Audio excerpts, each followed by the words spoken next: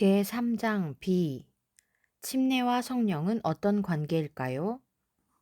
성령과 진리로 예배함. 예배의 목적을 생각해 보겠습니다. 인류에게 보내시는 하나님의 마지막 자비의 기별은 창조주께 드리는 예배와 짐승을 대상으로 한 두 예배를 대조적으로 보여줍니다. 계시록 14장 6절에서 12절. 예배의 외적 표징은 창조주를 기억하기 위하여 제정된 안식일입니다. 예배의 내적 표징은 요한복음 4장에 기록되었습니다. 아버지께 참되게 예배하는 자들은 영과 진리로 예배할 때가 오나니 곧 이때라. 아버지께서는 자기에게 이렇게 예배하는 자들을 찾으시느니라. 하나님은 영이시니 예배하는 자가 영과 진리로 예배할지니라. 요한복음 4장 23절 24절.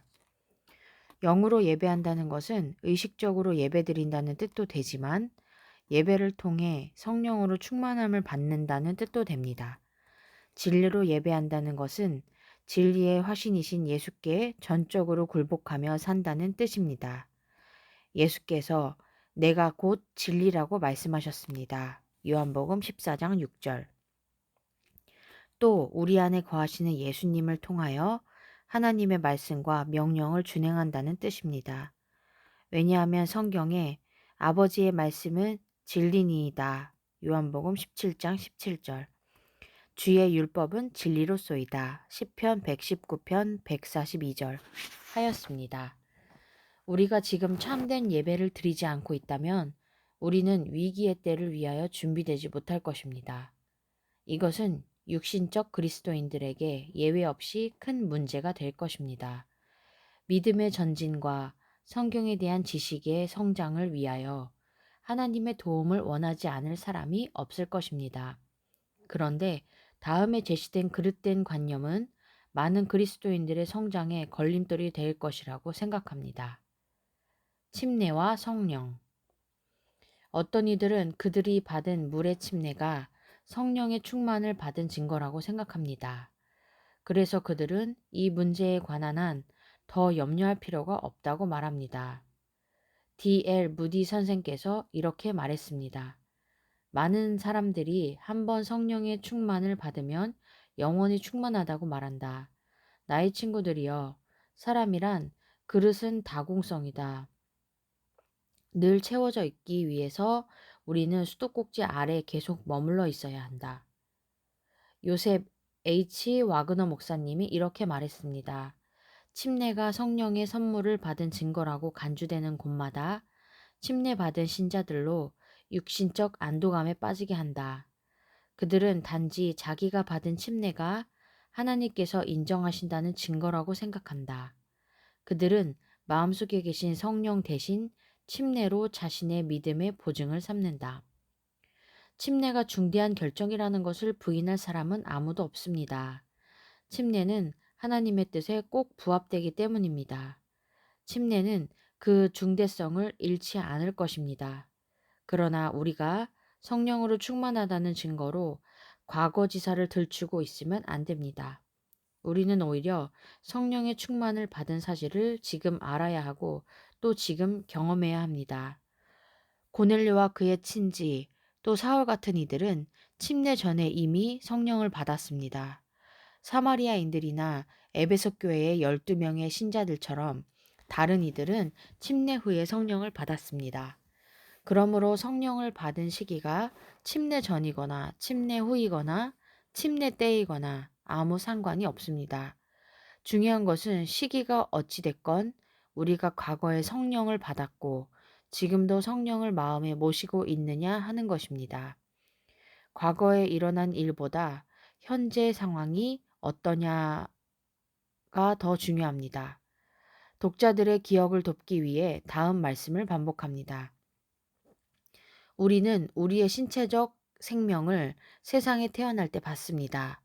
우리의 생명은 음식, 음료수, 운동, 수면 등으로 유지됩니다. 이것이 매일 공급되지 않으면 우리 몸은 장기간 지탱될 수 없습니다. 같은 법칙이 우리의 영적 생명에도 적용됩니다. 우리의 새 생명은 우리가 그리스도께 전적으로 굴복했을 때 성령을 통하여 받습니다. 우리의 영적 생명은 성령, 기도, 하나님의 말씀 등에 의해 유지됩니다. 화인 여사의 말입니다. 천연계의 생명은 매 순간 하나님의 능력으로 유지되지만 이때 하나님의 이적이 매번 직접적으로 개입되는 것은 아니고 우리의 손이 닿을 수 있는 곳에 놓인 축복들을 통해서 유지된다. 이와 같이 영적 생명도 하나님의 섭리로 마련된 같은 수단들이 활용됨으로 유지된다. 육체적 생명이든 영적 생명이든 저절로 우리 안에서 작동되는 것이 아닙니다. 이것들이 유지되기 위해서는 하나님께서 마련하신 수단이 활용되어야 합니다. 다시 말해서 우리가 거듭났을 때 우리에게 성령이 주어지는 이유는 성령께서 우리 안에 영주하시기 위함인데 성령께서 영주하시기 합당한 환경을 조성하기 위해서 우리는 하나님께서 마련하신 수단들을 잘 활용해야 합니다. 이런 수단들을 적절히 활용하지 않을 때 어떤 결과가 빚어질지 짐작할 수 있습니다. 이 수단들 중에서 가장 중요한 것은 역시 성령입니다. 그리고 기도는 말씀과 예배를 통하여 우리를 하나님께 연결시켜 주는 것이므로 역시 중요하다 하겠습니다. 앞에서 언급되었지만 우리의 속사람을 매일같이 주의하여 보살피는 노력을 규례로 삼기 바랍니다. 이것을 등한히 할 때 우리는 결국 후회스런 귀결을 경험하게 됩니다. 미리 잔뜩 먹어둘 수도 없고 성령을 미리 쌓아둘 수도 없습니다. 하나님은 내일의 필요를 오늘 공급하시지 않는다. 이제 다음의 두 가지 필수적 요점이 꽤 분명하게 설명되었다고 생각됩니다. 첫째로 예수께 우리의 삶을 매일 굴복시키는 것. 둘째로 매일 성령님을 모셔드리는 것입니다. 이 두 가지 요점은 동전의 양면과 같아서 우리로 그리스도와 친밀한 관계를 조성한다는 면에서 동일한 목적을 성취합니다. 굴복함으로 그리스도께서 우리를 받으시고 성령 부어주심을 위해 탄원함으로 그리스도를 우리 마음에 모셔드리는 것입니다. 여러 성경절 가운데 그리스도께서 성령을 통하여 우리 안에 거주하신다는 사실을 두드러지게 보여주는 구절이 요한일서 3장 24절입니다. 우리에게 주신 성령으로 말미암아 그가 우리 안에 거하시는 줄을 우리가 아느니라. 성령의 영향력. 성령께서 우리 안에 거하시면 그분께서는 그리스도께서 성취하신 일을 우리 안에 이루어 주십니다. 로마서 8장 2절에 이는 그리스도 예수 안에 있는 생명의 성령의 법이 죄와 사망의 법에서 너를 해방하였음이라고 기록되어 있습니다. 성령의 법이란 하나님께 전적으로 굴복한 사람의 마음에 성령께서 일하시는 방법이라고 해석할 수 있습니다. 오직 성령께서만 예수님의 업적을 우리 마음에 회생시킬 수 있습니다. 다음은 이와 관련된 화인 여사의 명쾌한 주석입니다. 성령은 갱생시키는 주선자로서 주어져야 하였으므로 이와 같은 주선이 없었으면 그리스도의 희생이 아무 소용이 없을 뻔하였다. 세상의 구주께서 이룩하신 업적을 효력 있게 만드는 분은 성령이시다. 성령은 마음을 순결하게 만드신다. 하나님의 권능은 사람들의 요청에 응하기 위하여 대기하고 있다. 토머스 A. 데이비스는 이 과정을 다음과 같이 풀이했습니다. 이 의미는 다음과 같다. 인류를 위해 행하신 그리스도의 업적은 성령의 사역에 의해 그 효력을 나타낸다. 성령의 사역 없이는 겟세마네와 십자가에서 이룩하신 그리스도의 업적, 부활과 하늘 성소의 중보 사업 등이 효력을 드러내지 못할 것이고 성령의 사역이 없으면 그리스도의 업적은 세상의 어떤 대형 종교단체나 도덕적 지도자들의 실적보다 두드러지게 유용하지도 못할 것이다. 그리스도는 이들보다 모든 면에 월등하신 분이셨지만 자신의 모본과 가르침만 가지고는 인류를 구원하시기에 역부족이셨다. 사람을 변화시키기 위하여 그리스도께서 사람의 내부에서 일하셔야 했다. 이 일을 하시는 분이 예수님의 중재로 사람들에게 보내심을 받은 성령이시다. 위의 인용 구절은 우리가 성령 충만을 받았음을 확신하며 살아야 할 충분한 이유를 제공한다고 생각됩니다. 하나님의 영이 심령을 사로잡으면 삶이 변화된다. 죄된 생각은 떠나가고 악한 행위는 버림을 당한다. 사랑과 겸손과 화평이 분노와 시기와 분쟁을 대신한다. 기쁨이 슬픔을 대신하고 얼굴 표정은 하늘의 빛을 반사하게 된다. 성령께서 내재하시는 삶에서는 귀중한 열매를 기대할 수 있는 반면 그렇지 못한 삶에는 큰 결핍과 손실이 있을 뿐입니다. 성령을 모시는 삶과 그렇지 않은 삶의 차이에 대해서는 4장에서 더 자세히 다룰 것입니다. 나는 성령의 충만을 받았는가? 성령의 충만에 관련하여 각각 자신에게 다음과 같이 질문해 봅시다. 나의 삶에 성령께서 역사하신다는 뚜렷한 증거가 있는가? 성령의 역사로 인해 예수님이 나에게 실제적인 분이 되셨고 귀중한 분이 되셨는가? 요한복음 15장 16절. 나의 속사람에게 말씀하시는 성령의 속삭임을 내가 인식하고 청종하는가? 나의 삶의 대소사를 처리할 때 내가 성령의 인도하심에 의존하는가? 로마서 8장 14절. 내 마음속에 이웃에 대한 새로운 사랑의 동기가 생기는가? 친구 대상은 아닐지라도 나의 이웃들을 애정어린 연민으로 대하며 깊은 관심으로 대하는가? 갈라디아서 5장 22절, 야고보서 2장 8절 9절. 내가 이웃들을 대하는 일에 성령께서 거듭거듭 도움 주시는 것을 피부로 느끼는가? 염려와 근심으로 고뇌하는 사람들을 위로할 수 있도록 성령께서 나의 입에 할 말을 넣어주시는가? 성령께서 나의 선교 활동에 힘을 주시는가? 성령께서 나의 기도 생활에 도움을 주시는가? 나의 기도가 마음 깊은 곳에서 우러나는 탄원이 되도록 성령께서 도와주시는가? 이런 질문들을 대할 때 우리가 성령 안에서 성장하고 예수님과 더 친숙하게 되고 예수님을 더 깊이 사랑하기 위해 우리에게 도움이 얼마나 절실하게 필요한지를 자각할 수 있습니다. 어떤 신자가 저자에게 다음과 같은 글을 보냈습니다. 제 부친과 저 사이에 화해가 이루어졌습니다. 개인적 신앙 부흥의 단계와 재림 준비를 위한 기도와 헌신의 40일 1권과 2권을 공부한 다음 놀랍게도 저는 성령으로 충만함을 받는 경험을 했습니다. 특별히 제 삶의 전반에 두루 성령의 역사가 미치는 것은 제게 아주 신명나는 경험이었습니다. 부자지간의 화해. 저와 저의 부친과의 관계는 늘 복잡하게 얽혀 있었습니다. 제가 유년기와 청년기를 지나면서 끊임없이 바라고 기도했던 것은 저와 부친과의 관계 호전이었습니다. 그렇지만 우리의 관계는 점점 악화의 일로에 있었습니다. 6, 7년이 지났습니다. 그러던 어느 날 하나님께서 제 마음속에 공허함을 채워주셨습니다. 성령을 주제로 공부하며 기도하던 중 제 아내와 저는 믿음의 산 경험들을 많이 누렸습니다. 기도. 나의 주 예수님, 성령을 통하여 주님께서 제 안에 영주하실 수 있어서 참 감사합니다.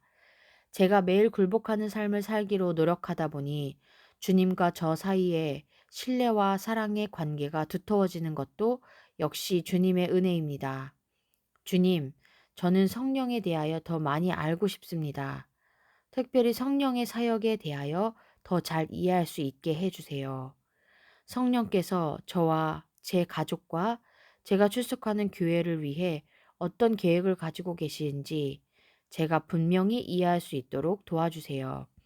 제가 매일 탄원할 때마다 반드시 성령을 받을 수 있는 방법을 가르쳐 주세요.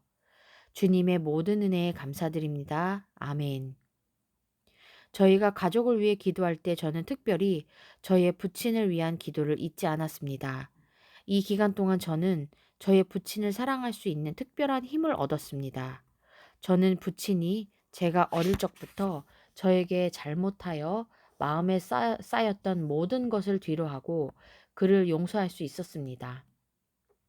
이제 저와 저의 부친은 좋은 친구가 되었습니다. 부친은 더 영적인 신자가 되었고 자신의 신앙 경험을 친구들과 나누기 시작하셨습니다. 그로부터 2년이 지난 지금 저희는 아직도 좋은 관계를 유지하고 있습니다. 이것은 다 하나님의 은혜입니다. 저는 어찌할 바를 모르고 있었거든요. 참 외로웠습니다. 그러나 제가 성령을 받기 위해 매일 기도하기 시작한 후로 저는 전혀 새로운 차원에서 하나님과 함께 누리는 놀라운 삶을 경험하고 있습니다. 에베소서 5장 18절의 추가 해설. 성령으로 충만함을 받으라. 에베소서 5장 18절을 읽어보면 충만함을 받으라는 구절이 명령형이라는 것을 쉽게 알 수 있습니다. 그리고 이 명령은 모든 사람에게 적용된다는 것과 성령 충만을 추구하는 것은 신자 각자의 의무라는 것도 알 수 있습니다. 그러나 히라버 원문 성경은 우리에게 더욱 풍성한 자료를 제공합니다. 이에 관하여 요하네스 마거는 이렇게 말씀했습니다. 신약의 편지서 가운데 성령의 충만을 받을 것에 관하여 직설적으로 표현한 구절은 딱 한 군데 있다. 성령으로 충만함을 받으라. 에베소서 5장 18절. 사도행전에 의하면 성령의 감동은 영적 선물로서 어떤 특정 상황에서 강력한 효과를 초래할 목적으로 주어지는 것임을 알 수 있다. 그러나 바울이 성령으로 충만함을 받으라고 명령형으로 말한 것을 볼 때 이 명령은 어떤 특정 상황과는 상관없이 모든 그리스도인들의 일상에 적용된다고 볼 수 있다. 이 간결하면서도 중대한 명령에는 다음에 열거된 4가지 핵심 포인트가 들어있다. 1. 채우다 라는 동사는 명령형으로 사용되었다. 바울은 여기서 우리에게 권면을 하는 것도 아니고 친절하게 충고하는 것도 아니다. 바울은 이 제안을 상 위에 올려놓고 받든지 거절하든지 양단간 결정하라고 하는 것도 아니다. 바울은 사도의 권위로 우리에게 하나님의 명령을 전달하고 있다. 명령은 언제나 우리 각자의 의지에 호소하는 것이다. 그러므로 그리스도인이 성령에 충만하고 안 하고는 자신의 선택에 달렸다. 성령의 충만을 받기 위해서는 분투 노력이 요구된다. 성령으로 충만함을 받는 것은 우리 각자의 책임이다. 2. 여기에 사용된 동사는 복수형이다. 이 명령은 특별한 책임을 맡은 특정 교인에게 주어진 것이 아니다. 성령의 충만은 몇몇 특권층의 신자들이 누리는 혜택도 아니다. 이 명령은 시대와 장소를 막론하고 예외 없이 모든 신자들에게 동일하게 적용된다. 그리스도인으로서 성령으로 충만케 되는 것은 바울에게는 지극히 정상적인 것이다. 3. 이 동사는 수동형으로 사용되었다. 내 자신을 성령으로 채우라고 하는 대신 성령의 충만함을 받으라고 했다. 자기 스스로를 성령으로 채울 수 있는 사람은 아무도 없다. 성령 충만은 전적으로 성령께서 하시는 일이다. 여기서 우리는 성령의 자주권을 엿볼 수 있다. 그러나 성령으로 채워질 수 있는 환경을 조성할 책임은 우리 각자에게 있으므로 우리의 능동적 의지 없이는 성령께서 일하실 수 없다. 4. 이 명령은 히라버로 현재 진행형이다. 명령형 부정과거가 딱 한 번 일어난 행위를 묘사하는 것과는 달리 명령형 현재 진행은 계속적으로 반복되는 이벤트를 묘사한다. 그러므로 성령으로 충만함을 받는 것은 한 번 그치는 경험이 아니고 계속 반복되어야 하는 점진적 경험이다. 그리스도인의 경험은 단 한 번의 충전으로 만족될 수 없고 지속적으로 재충전되어야 하는 건전지의 성질과 비슷하다. 이 구절을 다른 말로 바꾸자면 이렇게 표현할 수 있다. 지속적으로 반복하여 새롭게 성령으로 충만함을 받으라. 침례 시에 받는 성령의 충만은 이것이 전적으로 자신을 헌신한 사람이 받는 물과 성령의 침례일 경우 주의하여 유지되지 않으면 본래의 충만 상태가 상실될 수 있다. 혹 상실되었다면 다시 받을 수 있다. 성령의 충만은 반복적으로 일어나야 한다. 그렇지 않으면 성령께서 우리의 생활 전반에 걸쳐 일하실 수 없고 우리의 영적 생명은 쉽사리 무기력하게 된다.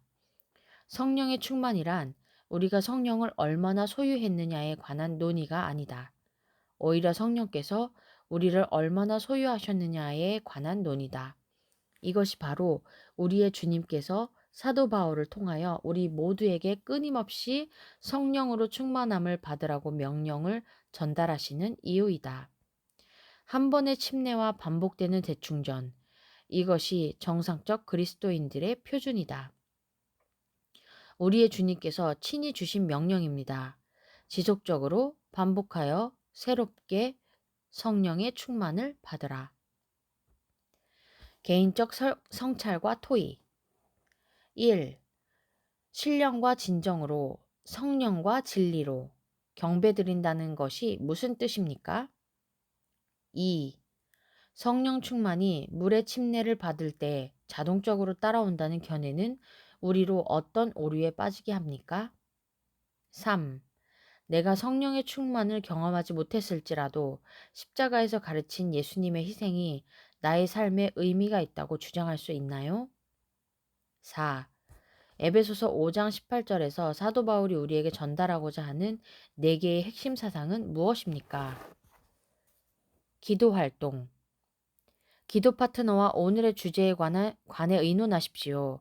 그리고 다음에 기도 제목을 놓고 합심하여 기도하십시오. 1. 주께서 오늘 우리를 성령으로 충만케 해주시기를 구함. 2.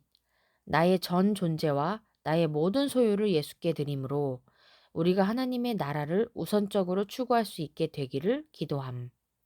3. 예수께서 나의 삶을 변화시켜 주시기를 구함.